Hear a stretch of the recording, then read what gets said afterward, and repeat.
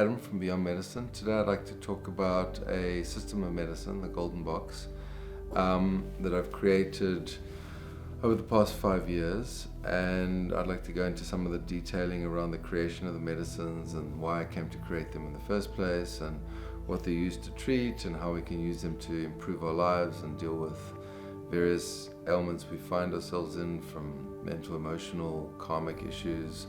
All of these things are covered pretty much by the Golden Box, which has become a sequence of medicines which has grown out of the previous one that I created. So it's all, the one has led to another as I've seen gaps in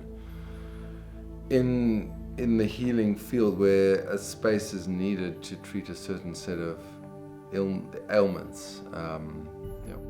I was a homeopathic doctor for 20 years, and I came to a state where I was treating people and it just seemed like an endless sea of people that I had to treat, and I would get some improvement, but after a while I felt like I was just throwing rocks in the sea. So I decided to change tack and create a system of medicine which was usable for everyone, so that people could actually apply it themselves in order to deal with a lot of the problems that they find themselves assaulted by on a day-to-day level. So this was really the driving force behind creating this, was to creating a sense or a set of medicines where people are able to take the healing process into their own hands, so to move it out of the professional physician field into a more personal, interactive, playful environment, so that people are actually able to do it themselves.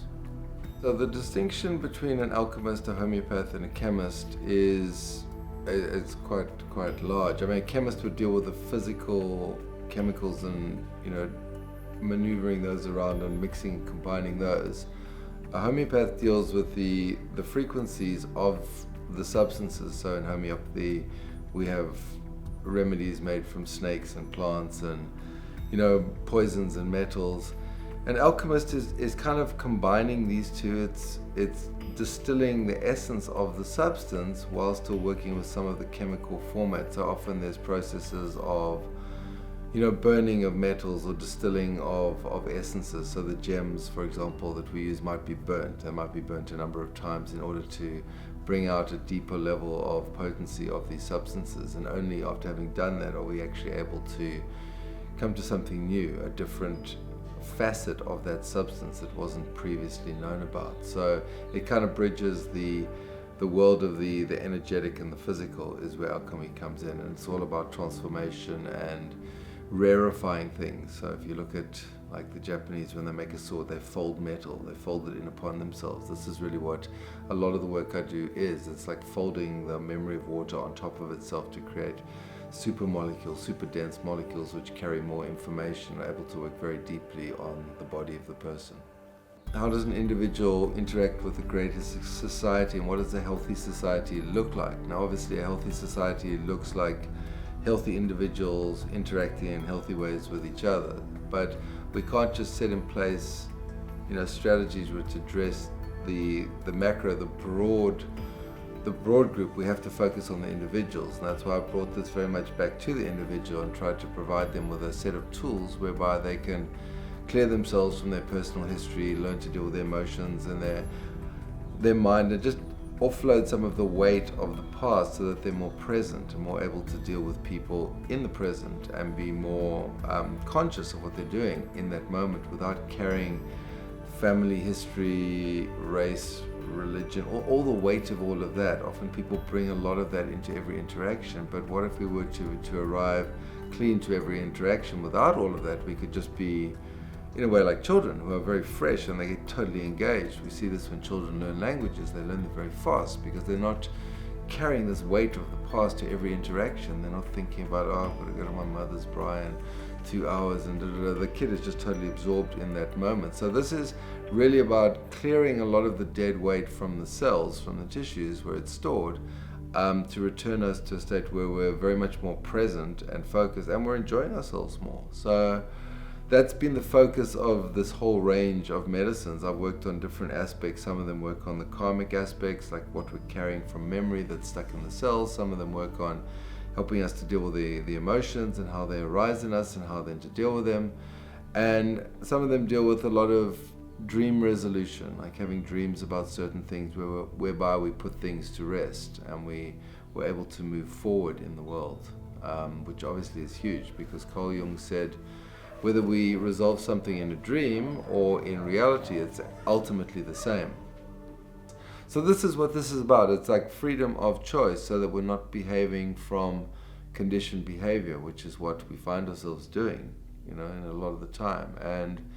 And that's what I believe everyone's after, is freedom to do what they want when they want to do it. I mean, within reason. We're not going off and murdering people, but just the ability to feel like today I can do anything I want. I can jump in my car and I can drive to another country if I want. I'm not like scripted into having to do certain things unless I want to. So it's all about choice ultimately, but to give people the real choice, not the choice of like, oh, I do this every day because it's what I've always done, and like, well, says who? Says you, but you chose to do it. So if you choose to put it down and examine it and decide that it's not what you want to do, you can actually pick up something different. And that's really where this box comes in, and the concept of beyond medicine, to get us to a point where we're beyond the need for medicine, where we're actually taking a lot of the control for ourselves. And this image I had of it was, when I was doing it with myself, was of a boat. And in the beginning, when I started with my first product, Liberation, the image I had of, I was on the boat and the water was coming over the sides, and I was like, too much childcare, too many patients, too much work, not enough money. And as I started taking this remedy, I started getting rid of all the junk from the past, which consisted of old girlfriends, broken friendships, angers with families, acquaintances, with interactions that were unfinished. It was like I was throwing concrete over the side, and the boat got lighter and lighter, and then I could actually see where I was going. And then I got to say, well, okay, now I want to go back deliberately through all my history, through my past, and gather the gems from these situations, throw the junk overboard that was no longer required, and create a new path. But first go reclaim my history, free of the trauma, because this is a lot of what binds these memories in form, is the trauma that happened. So the creation process around these products, water, which is the primary medium that I use to imprint message onto, as a ball with normally a few bits and pieces running around. So what I've tried to do by folding the water in on itself with this, I found a way to do this. It's basically, if you imagine a ball would have 4 or 5 bits zooming around, what I've done is I've filled in all the spaces. I've like colored in all the spaces, so that instead of being like a tennis ball, which is empty, it's like a cricket ball, which is solid. So it's like there's density inside, which means that when these molecules hit our cells, when we take them, when we ingest them, it sends quite a strong force. So before we might drop a stone in the water, there might be a ripple. What I've done here is like I've created like a grapefruit. So when we throw the grapefruit into the water, it creates a much bigger ripple. I've done this by folding the water on top of itself. It's the only way I can describe it, to kind of layer this in. Like if you imagine a tree with all its layers, I've kind of put in layers around the entire thing, so the molecules become very dense. Now, I mean, obviously I use a range of substances to do this with, but I mean, I'll just talk about 1 or 2 of the substances that the process I've created is to take substances and amplify them, but sometimes the substances are already amplified. So the 9 gems, it's an Indian substance which was created by a 3rd century alchemist, a Buddhist alchemist from India, is 9 gems, but each gem is burnt 100 times. So in the process of burning the gems, what comes out is a substance. Then they take all the gems that have been burnt and they mix them together with gold and rose water, and they make a pill, which is, it's considered to be like a karmic medicine, in that it goes into the body memory and it starts to resolve things. So that one I'm describing, the 9 gems, is part of a creation called Liberation, which has 5 fires in as well, which is fascinating stories around these substances. The 5 fires it's actually 4 fires. The 5th fire is the sun, but someone's been sitting in the middle of these 4 fires, which have been burning for 50 years, and they've been chanting a specific mantra of purification. Now someone brought me some of the ash from these fires.